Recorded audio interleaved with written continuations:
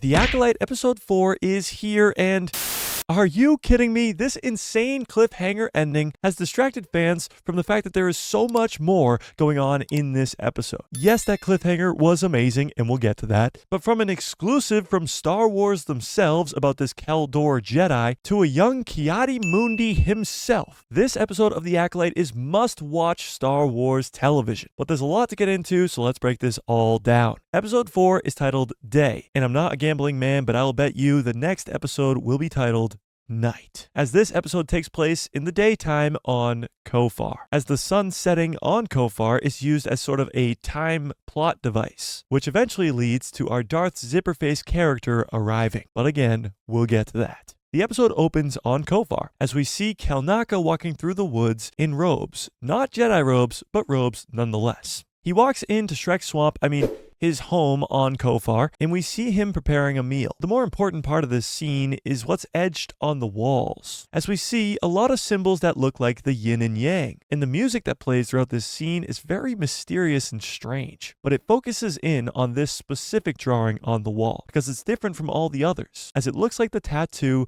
that is right on May's forehead. What? This brings up so many questions about why kelnacca's in hiding on Kofar, what truly happened all those years ago on Brendok to kelnacca. As we can see in the trailers, he is fighting against Master Soul, and he's the one who scratched up Torben's face and left him with all these scars. At some point in the upcoming episodes, we're going to see what actually happened on Brendok.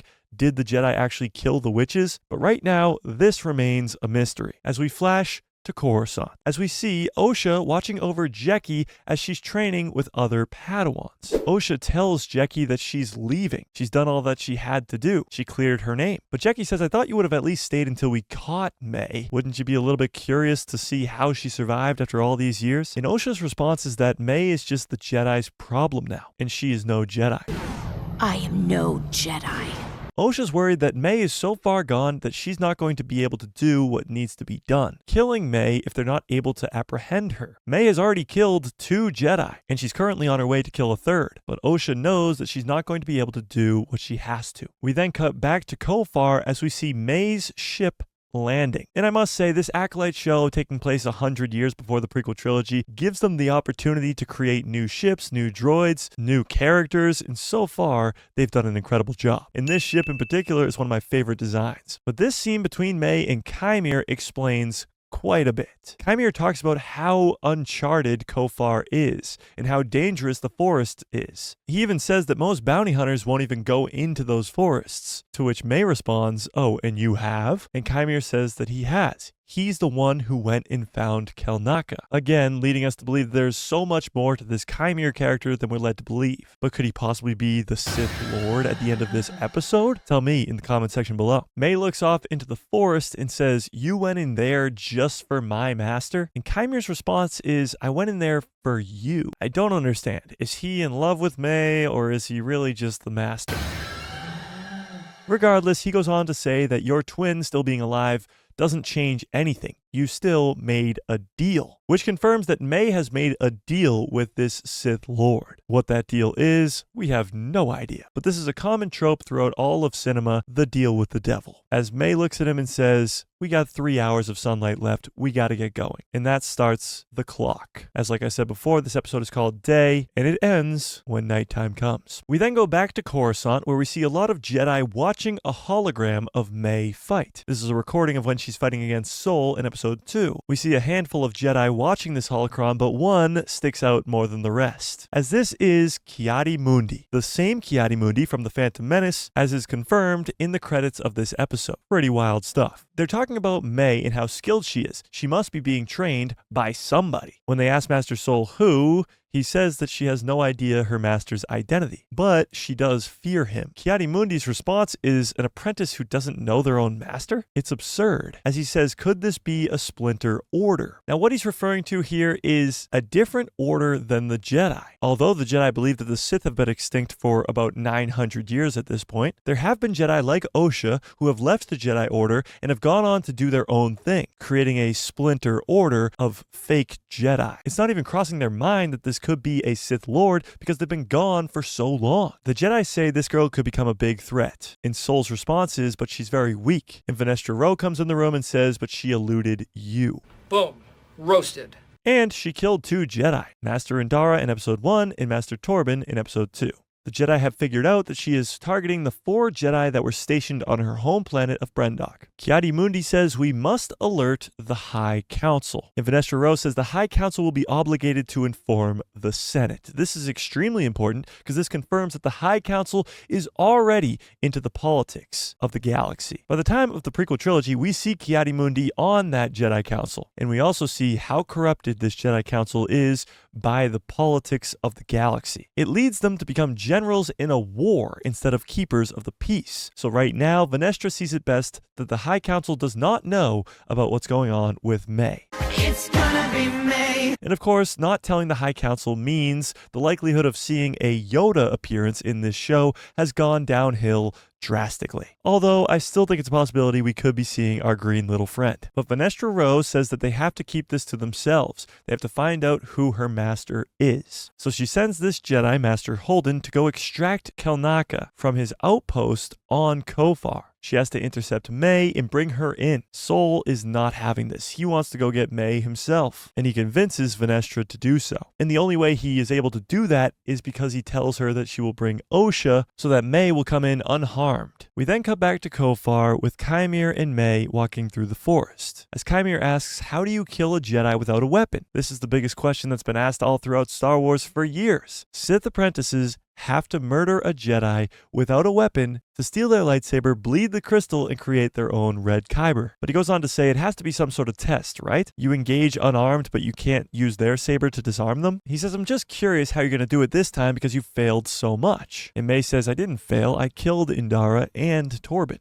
Now she has to kill a Wookiee without a weapon. May interrupts Qimir and says, what deal did you make with my master? And Kymir's response is, I didn't make a deal, I just owe him. Again, who the is Qimir? But then May starts asking questions about Osha, saying that she can't believe that she's a Jedi scum, and asking Qimir what she said when she talked to her. Qimir says she looks like she was in over her head and had a very strong attachment to Master Sol. But how would he know that? In the brief interaction that Qimir had with Osha, he would not be able to know that Osha and Sol have this connection. He clearly knows more than he's supposed to, and May is catching on. We go back to Coruscant to see Osha on her way out the door, but Sol stops her to bring her back on the mission. In the background of this sequence, we can see a lot of different species from Star Wars, but the coolest one by far is this one. This is the same species as Baron from the Bad Batch Season 3 that just finished just over a month ago. He was the little Force-sensitive kid on Mount Tantus. In this conversation, you get the feeling that Osha wants to become a Jedi again. She's feeling herself become more connected to the Force, but she realizes that Sol just wants her as bait to get May back. Sol says he still senses good in May, a part that still loves Osha, to which Osha responds with, she's a murderer. But Sol says she's still your family.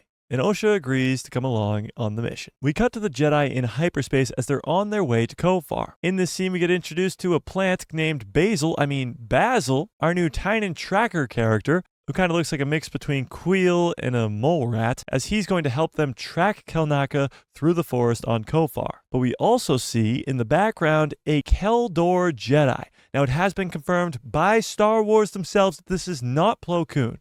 However, it's a different Keldor Jedi. Star Wars themselves actually came into our live watch party for this Acolyte episode and gave us a little bit of exclusive information about this Keldor Jedi. Their name is Ethia Pan, and I'm assuming with a name like Ethia, it's a female Keldor, but I have no idea. Honestly, I think she's probably going to die very quickly in the next episode to this Sith Lord in the forest, but it's still cool. The Jedi land on Kofar, and they ask some locals about kelnacca. They tell the Jedi that he ventured off into the forest and never came back, as Sol looks off into the forest and senses kelnacca's presence. As he says, kelnacca is in there. So they send off Basil as their tracker into the forest.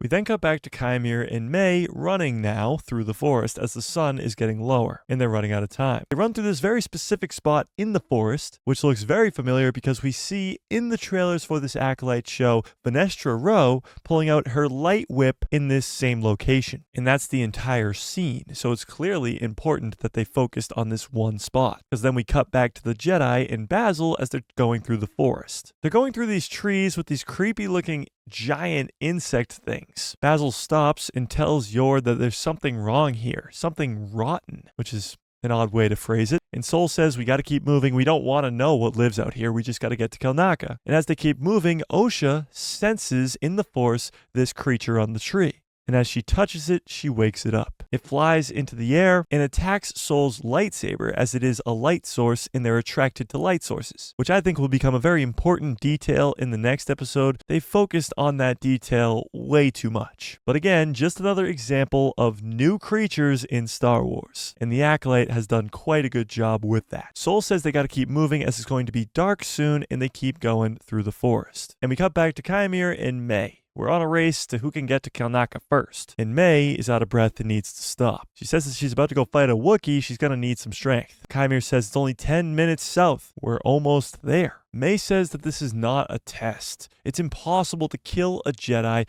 with nothing. She thinks that her master is setting her up for failure. And she also says if she doesn't do it, then her master is most likely going to kill her because she made this deal with this Sith Lord and we don't know what it is. But Qimir agrees that they need to rest and he goes to get them more water. And while he's gone, May comes to the realization that they're in the middle of nowhere in a forest that not even bounty hunters want to go in. So this is her chance to escape her master because there's no way that he could ever find her in this forest. We see this scenic scene to imply that some time has really passed as we cut back to our Jedi who have now lost their tracker. Basil has gone too far ahead of them and they don't know where he went as they hear May scream in the distance. Qimir also hears this as he's filling up water and he runs to go help her. May just set up a booby trap or Qimir. As May comes out and says, I realized something after running through this forest for an extremely long time. She doesn't need to keep this deal with the master, and she says that she is going to surrender herself to kelnacca, turn herself into the Jedi, because they will be able to protect her from her master,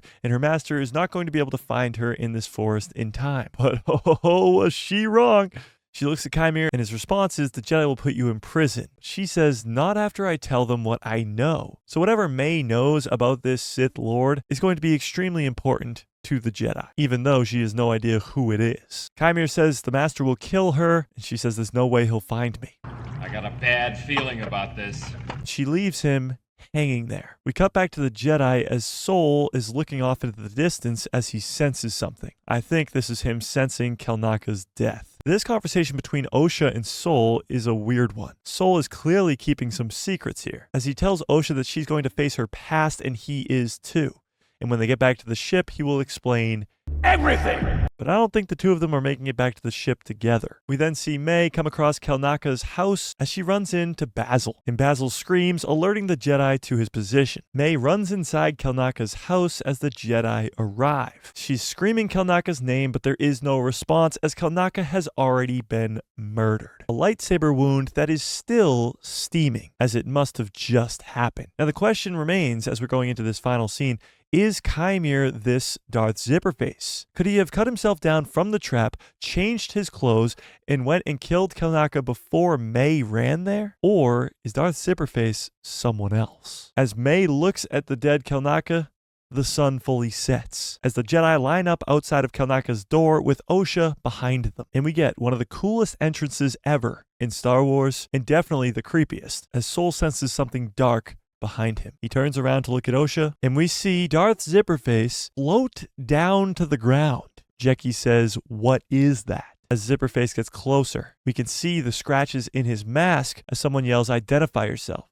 And it looks like he's going to kill Osha, but instead, he pulls out his red lightsaber. And as he does, all the other Jedis ignite their own. Sol tells Osha to run as Darth Zipperface puts up his hand and just flicks her to the side like it's nothing. And then he puts out his hand and force pushes 8 Jedi. Again, like it's nothing. And that's it. Roll the credits. A crazy cliffhanger that will have fans waiting and speculating all week until episode 5. But this episode, I give a 9 out of 10. From start to finish, it was the best episode of this series so far. Not only getting cool Easter eggs like Ki-Adi-Mundi, but also getting a lot of information about the current state of the Jedi Order. The fact that the High Council has already been corrupted by politics. And of course, the mystery of Qimir continues. Is he the Sith Lord? And what a frickin' entrance and cliffhanger to end the show. But tell me what you think in the comment section below. Rate this episode out of 10 if you have not yet. Now, kelnacca might have died, but the mystery of who is under this mask is still going strong. But if you want to know who I think it is, I already made this video right here.